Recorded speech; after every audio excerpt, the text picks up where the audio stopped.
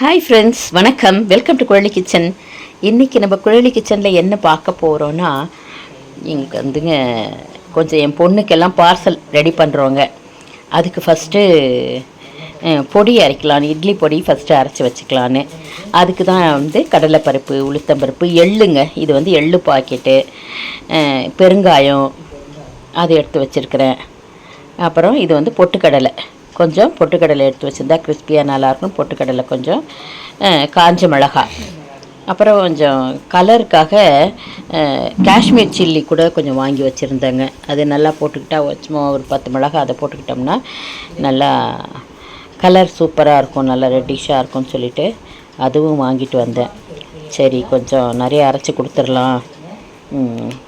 எங்கள் சம்மந்தி போகிறாங்க யூஎஸ்ஸு, அதனால் அண்ணா அண்ணிக்கிட்ட கொடுத்து விட்டுடலான்ட்டு ரெடி பண்ணிக்கிட்டு இருக்கோம் கொஞ்சம் பொண்ணுக்கெல்லாம். ஃபஸ்ட்டு இப்போ இதான் இட்லி பொடி தான் அரைச்சேன். குழம்பு மிளகாத்தூள் அரைச்சி வச்சாச்சு.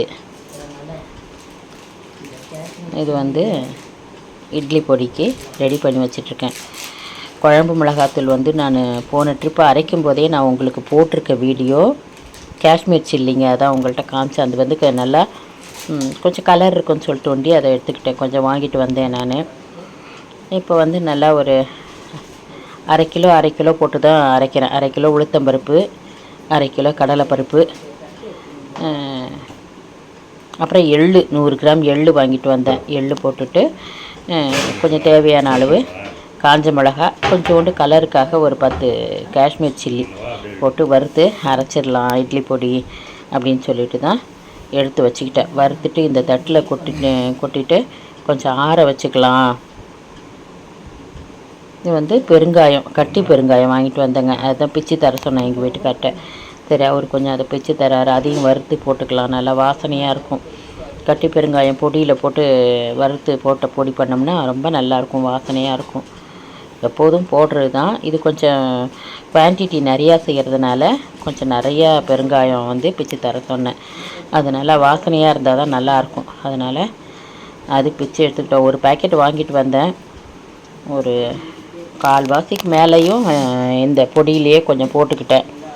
அப்புறமா ரசப்பொடி, இந்த பொட்டுக்கடலை பொடி வந்து ரொம்ப பிடிக்கும் அவங்களுக்கு. இந்த பொடியும் பிடிக்கும், பொட்டுக்கடலை பொடி ரொம்ப பிடிக்கும். காரம் கொஞ்சம் இல்லாமல் பூண்டு போட்டு அரைச்சி கொடுத்துருவேன். அதில் மிளகு ஜீரகம் கூட போடலாம், ஆனால் பிள்ளைங்களுக்கு பிடிக்கிறதில்ல. இதில் கூட நான் பொடியில் கூட போன ட்ரிப்பு அரைச்சி கொடுத்தப்போ என்ன செஞ்சேன், மிளகு ஜீரகம் போட்டு அரைச்சேன்.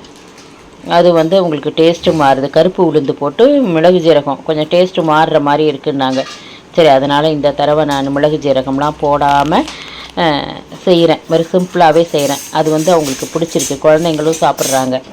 அதனால் வேண்டி சரி ஃபஸ்ட்டு இதை அரைச்சி கொடுத்துடலாம். கொஞ்சம் பெருங்காயத்தை வந்து எண்ணெய் ஊற்றி கொஞ்சோண்டு வறுத்துக்கிறேன். வறுத்து எடுத்து வச்சுக்கிட்டு அதுக்கப்புறம் ஒன்று ஒன்றா வறுக்க வேண்டியதுதான். கடலைப்பருப்பு, உளுத்தம்பருப்பு வறுக்க வேண்டியதுதான். இது பெருங்காயம் தாங்க போட்டிருக்கேன். கொஞ்ச நாள் வச்சுப்பாங்க. முன்னாடி போயிட்டு நம்ம 6 மாதம் அங்கே போய் இருந்துட்டு வந்தேன். அப்போ வந்து அங்கேயே கொஞ்சம் அரைச்சி கொடுத்துருந்தேன் நான். இப்போ அண்ணி அண்ணனும் போகிறாங்க, அதனால் அவங்கள்ட்ட அரைச்சி கொடுத்து விடுவோம் எல்லாம் அப்படின்னு சொல்லிட்டு ரெடி பண்ணிக்கிட்டு இருக்கேங்க. அந்த ரெடி பண்ணுறது தான் அப்படியே உங்களோடையும் நான் ஷேர் பண்ணிக்கலான்னு. அந்த பொட்டுக்கடலையை ஃபஸ்ட்டு போடுறேன். அதை கொஞ்சமாக லைட்டாக சூடு பண்ணிவிட்டு வச்சுக்கலான்னு. அது நல்லா மொறுமொறுன்னு தான் இருக்குது, இருந்தாலும் கொஞ்சம் லைட்டாக அதை வறுத்துக்கலான்ட்டு வறுக்கிறேங்க. அப்படியே வறுத்து கொட்டிக்க வேண்டியது தான். கொஞ்சம் ஆறட்டும்னு அப்புறமா மிக்சியில் போட்டு பொடி பண்ணி, உப்பு போட்டு பொடி பண்ணி, உப்பு பத்தலைனா கூட போட்டுக்கலாம் பார்த்துட்டு. நம்ம இப்போ அந்த ஆழாக்கு வந்து 250 கிராம் பிடிக்கும். அதில் 2 ஆழாக்கு தான் எல்லாம் போட்டுக்கிறேன். கடலைப்பருப்பு போடுறேன் பாருங்கள். அதில் ஒரு ஆழாக்குன்னா 250 கரெக்டாக. இன்னொரு ஆழாக்கு போட்டோம்னா 1/2 கிலோ. அதில் வீட்டிலே இருக்குது. இன்னொரு ஆழாக்கும் போட்டாச்சு.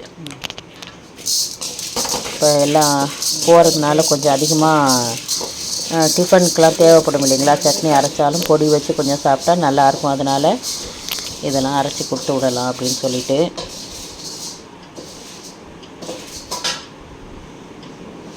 நீங்களும் இந்த முறையில் அரைச்சிங்கன்னா நல்லா தான் இருக்கும். இதில் உங்களுக்கு பிடிச்சதுன்னா நீங்கள் வந்து மிளகு ஜீரகம் நல்லா கொஞ்சம் இது நிறையா குவான்டிட்டி இருக்கிறதுனால ஒரு 50 போட்டுக்கலாம். இல்லைன்னா நம்ம வீட்டுக்கு கொஞ்சமாக அரைக்கும்போது ஒரு 2 டீஸ்பூன் கூட போட்டு அரைச்சிக்கலாம். நல்லாயிருக்கும், உடம்புக்கு நல்லது தான். கொஞ்சம் மிளகாயை கம்மி பண்ணிவிட்டு மிளகு ஜீரகம் வச்சுக்கலாம். ஆனால் நான் வந்து இந்த தடவை மிளகு ஜீரகம் போடலை. வெறும் கடலைப்பருப்பு வறுத்துட்டு எடுத்து கொட்டிக்கிட்டேன். அதே மாதிரி உளுந்து ஒருத்தங்க கைப்பக்கம் வந்து ஒரு டேஸ்ட்டு வரும் இல்லைங்களா? நீங்கள் வேறு ஏதாவது சேர்த்து போடுவீங்கன்னா எனக்கு சொல்லுங்கள். நான் வந்து இது கூட ஒரு சமயம் வந்து பொரியரிசி கூட வறுத்து போடுவேன். பொட்டுக்கடலை, பொரியரிசி, கொஞ்சம் மிளகு, கொஞ்சம் ஜீரகம் போட்டு வறுத்து போடுவேன். வெள்ளை உளுந்து உளுத்தம் பருப்பும் வச்சு அரைச்சி போடுவேன். இல்லாட்டினா கருப்பு உளுந்தும் வறுத்து அரைச்சி வச்சுப்பேன் சமயத்தில். ரெண்டுமே எனக்கு பிடிக்கும். அதனால் நான் 2 உளுந்துமே யூஸ் பண்ணுவேன். இப்போ வந்து வெள்ளை உளுந்து தான் யூஸ் பண்ணியிருக்கேன். அதுவும் 1/2 கிலோ போட்டுக்கிட்டேன். இதுவும் நல்லா வறுத்துக்கணும். இதெல்லாம் வறுக்கும் போதே நமக்கு நல்லா வாசனை கமன்னு வரும். தீயை விட்டுறக்கூடாது. நல்லா பொன்னிறமாக வறுத்துக்கணும். பாருங்கள், நல்லா வாசனை வந்து கமன்னு வரும். உளுந்தெல்லாம் வறுத்தோம்னா அப்படியே வாசனை வரும்போதே நம்ம தெரிஞ்சுக்கலாம். நல்லா லைட்டாக கலர் மாறும். அப்படியே எடுத்து தட்டில் கொட்டிக்க வேண்டியதான்.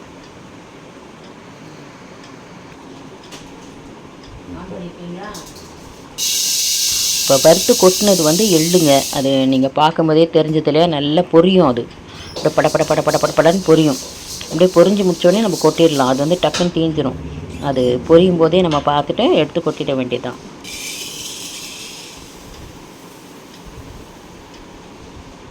இப்போ தான் உளுந்து போடுறேன். உளுந்து வந்து நல்லா வாசனை வரும்.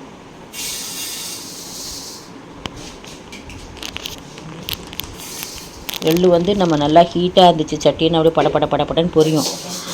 அப்படியே பொரிஞ்சு கலர் மாறும். உடனே எடுத்து நம்ம கொட்டிடலாம். ரொம்ப நேரம் ஆகாது. உளுந்து வந்து கொஞ்சம் கோல்டன் கலராக வந்து நல்ல வாசனையாக வரும். உளுந்து வாசனை அப்பயே நமக்கு தெரியும். கொஞ்சோண்டு எண்ணெய் ஊற்றிக்கிட்டேங்க. ரொம்ப நிறையா ஊற்றிக்கலை. கொஞ்சம் எண்ணெய் ஊற்றி நல்லா வறுத்துக்கிட்டேன். சும்மா ஒரு 2 டீஸ்பூன் ஊண்டி கொஞ்சமாக. அப்படியே ட்ரையாகவும் ஃப்ரை பண்ணிக்கலாம். சும்மா கொஞ்சோண்டு ஊற்றியும் வறுத்துக்கலாம். நம்ம கடலைப்பருப்பு, உளுத்தம்பருப்பு, பெருங்காயம், எள்ளு 3த்தையும் வறுத்தாச்சு. அதை வறுத்துட்டோம்னா அடுத்து மிளகாய்.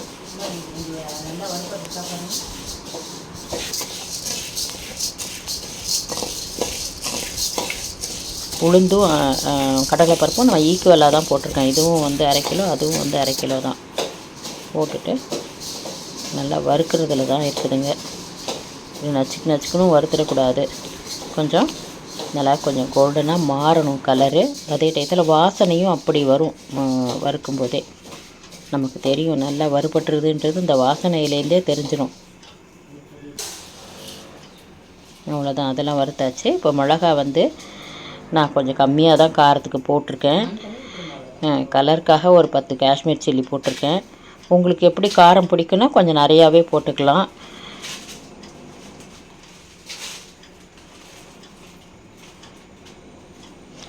இது வறுக்கும் போதுங்க நம்ம ஆர்டினரி மிளகாய் பார்த்திங்கன்னா சீக்கிரமாக வறுபட்டுருச்சு. நல்லா மொறுன்னு இப்படி தொட்டால் உடையிற மாதிரி ஆச்சு. ஆனால் இந்த காஷ்மீர் சில்லி வந்து கொஞ்சம் டைம் எடுத்துக்குது. நான் திரும்பி என்ன செஞ்சேன், அதெல்லாம் தனியாக பொறுக்கிட்டு இதை வறுத்து எடுத்துக்கிட்டு அதுக்கப்புறம் திரும்பியும் அது ஒரு 2 மினிட்ஸ் வறுத்தேன். அப்புறம் தான் அது வந்து நல்லா கிறிஸ்பியாச்சு. நல்லா அப்போ தான் பொடியாகுங்க. நல்லா கிறிஸ்பியாக தீயக்கூடாது. ஆனால் அப்படி கையால் எடுத்து உடைச்சோம்னா டக்குன்னு உடையணும். அந்த மாதிரி இருந்தால் கொஞ்சம் நல்லா பொடியாயிடும். பாருங்கள், அது ஒண்டி அப்படியே சவுன்னு இருந்த மாதிரி இருந்துச்சு இந்த காஷ்மீர் சில்லி. அதனால் அதை தனியாக எடுத்துட்டு அதை திரும்பவும் ஒரு தடவை வறுத்தேன். பாருங்கள், அந்த ஆர்டினரி மிளகா டக்குன்னு உடையுது. அதை வந்து இந்த தட்டிலே கொட்டிட்டு திரும்ப வந்து இந்த சில்லியை மட்டும் கொஞ்சம் லைட்டாக திரும்பி வறுத்தேன். ஒரு 2 மினிட்ஸ் தான்.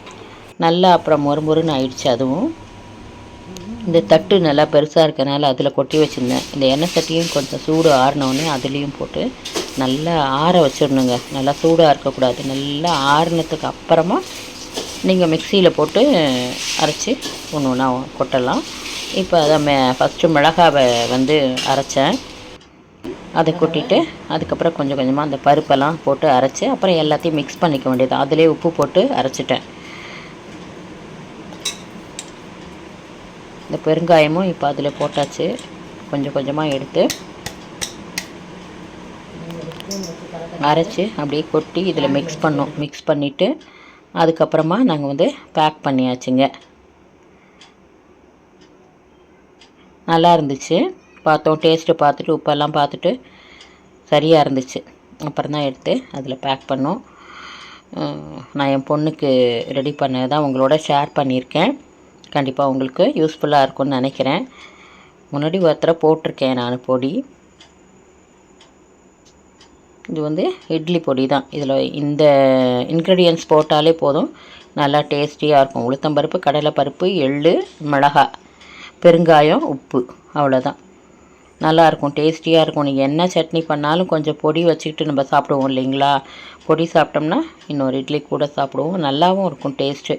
சமயத்தில் நம்ம சட்னியே இல்லைன்னா கூட இந்த பொடி வச்சு எண்ணெய் ஊற்றி சாப்பிடுவோம். நம்ம நல்லெண்ணெய் போட்டு சாப்பிட்றதுக்கு ரொம்ப நல்லாயிருக்கும். பொடி இட்லி தாளிக்கிறோம்ல, அதுக்கும் வந்து இது போட்டு நெய் போட்டு நல்லா தாளித்து போட்டு ஃப்ரை பண்ணோம்னா செம்மையாக இருக்கும். நல்லதை உண்போம், நலமுடன் வாழ்வோம். நம் சுவை நம் கையில். உங்களுக்கு இந்த இட்லி பொடி வீடியோ பிடிச்சிருந்துச்சுன்னா குழலி கிச்சன் சேனலை like, share, comment and subscribe my dear friends. இது போல் ஒரு அழகான வீடியோவில் மீண்டும் நாம் சந்திக்கலாம். வாழ்க வளமுடன். நன்றி. உங்களுக்கு பிடிச்சிருந்தால் உங்கள் ஃப்ரெண்ட்ஸ் அண்ட் ரிலேஷன்ஸ்க்கும் ஷேர் பண்ணுங்கள் ஃப்ரெண்ட்ஸ். தேங்க்யூ.